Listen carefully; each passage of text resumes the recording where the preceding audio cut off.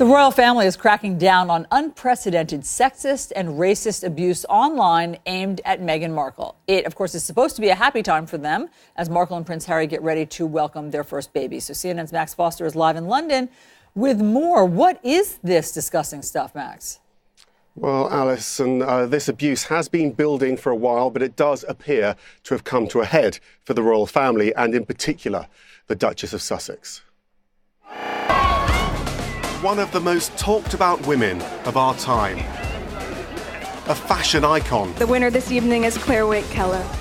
And role model, earning her this homage from pop royalty. The Duchess of Sussex bringing something completely new to the very top of the British establishment. Yet from the moment their relationship became public, Prince Harry and former American actress Meghan Markle detected racial and sexist undertones in parts of the press.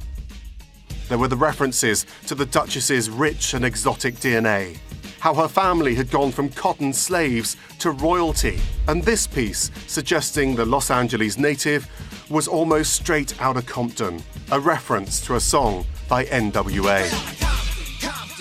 The authors of these stories deny racism, but the couple saw underlying prejudice, which they articulated with this palace statement from 2016, calling out the racial undertones of comment pieces and the outright sexism and racism of social media trolls and web article comments. A typical example is the ongoing narrative that the Duchess of Sussex is at war with her sister-in-law, the Duchess of Cambridge. This is based on just one report in a respected newspaper that Meghan made Kate cry at a bridesmaid dress fitting just before last year's wedding, and even that story is disputed by the palace.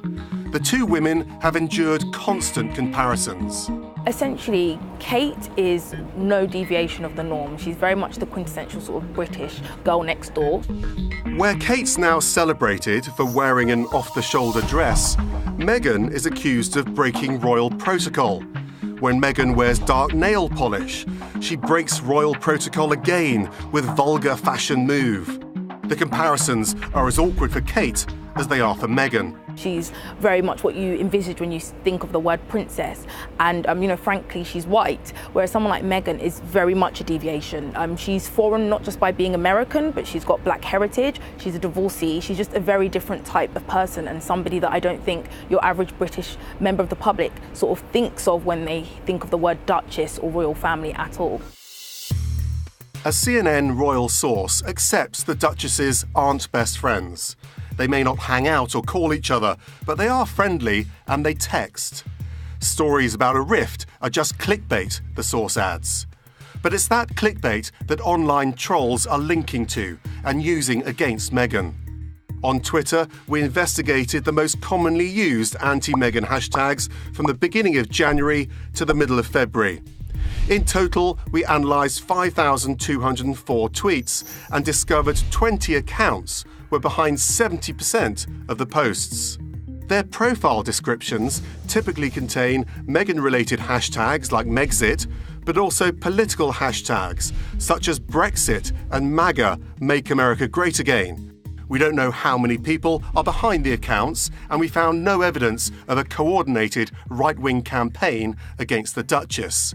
But Meghan Markle fits into this bigger idea of a West and the UK in decline. And here it's symbolized by Meghan, who kind of corrupts this old institution of the Buckingham Palace.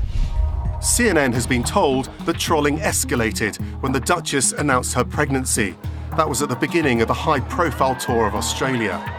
Palace staff are having to spend more time deleting comments on their social media platforms, also blocking accounts and reporting abuses. There's definitely sort of an unspoken sort of interest in what the baby will look like. There's been a lot of talk on Twitter, not just from racists, but also from people that are very pro-Meghan, about recessive genes, about whether the baby will have an afro, whether the baby will have its mother's nose. There's all these kind of coded conversations happening about what the baby will look like, and it sounds sort of really horrible to think, but a lot of people have sort of offered up the idea that the blacker the baby looks, the worse its treatment will be. Our royal source tells us they even had to pre-block the N-word on Instagram, plus emojis of knives and guns. Alison, you and I covered the wedding last year. It was celebrated, wasn't it, as this moment to unite the United Kingdom, to cement the American alliance. But it has also exposed divisions, and it's those divisions that these trolls are trying to exploit and spread their hate. And I think the family's just had enough. Max, that was such a wonderful weekend. I mean, it was so sort of sun-kissed, and it was just the perfect weekend. And the idea that as they welcome this baby, they're having to deal with this. You know, we have seen here that often online hate can escalate to actual violence. So how concerned is the palace? Well, I think when people often talk about media harassment in the royal family, they think of Diana. But I can tell you that at forefront of palace minds right now is a case from last year where there was a social media post showing Prince Harry calling for him to be shot because he was a race traitor for marrying Meghan Markle. The case is ongoing. We can't say too much about it. But what I can tell you is that at the centre of that case is a UK a group associated with a neo-Nazi American group. The concern is that as there's more of this trolling, there'll be more of these violent threats. So that trolling has to be stopped somehow. And God forbid that any of these threats are followed through. Absolutely, Max. Thanks so much for bringing it to our attention.